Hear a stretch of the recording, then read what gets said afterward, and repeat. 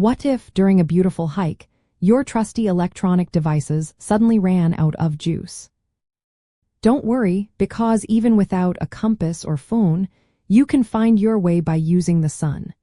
The simplest and most reliable method is often called the stick shadow method, or the watch method if you happen to have an analog timepiece. This works because the sun travels in a predictable arc across the sky. In the northern hemisphere, the sun is always due south at its highest point around solar noon. Conversely, in the southern hemisphere, it is due north at solar noon. This consistent daily movement allows us to use shadows as a reliable natural compass to determine our general direction. Let us start with the stick shadow method.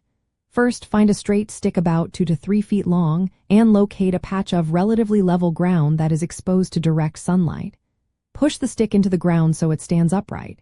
Mark the very tip of the shadow that the stick casts onto the ground. This initial mark is your first east-west reference point. Now, here is the key. Wait for about 15 to 20 minutes. The shadow will have moved. Once it has, mark the new tip of the shadow. Then, draw a straight line connecting your first mark to your second mark. This line points approximately east-west. To find north, stand with your first mark, which is east, on your left, and your second mark, which is west, on your right. North will be directly in front of you. This means south will be directly behind you. Now, if you happen to have an analog watch, you can also use that. Hold your watch flat in your palm, making sure it is level.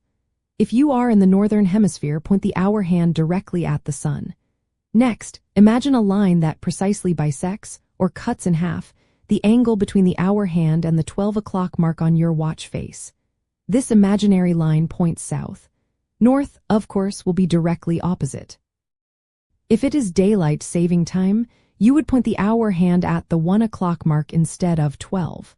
For those in the southern hemisphere, the method is slightly different. You would point the 12 o'clock mark at the sun. Then, the line bisecting the angle between the 12 o'clock mark and the hour hand will point north. It is important to remember that these methods provide approximate directions, not precise navigational bearings. The accuracy improves the longer you observe the shadow movement, especially with the stick method.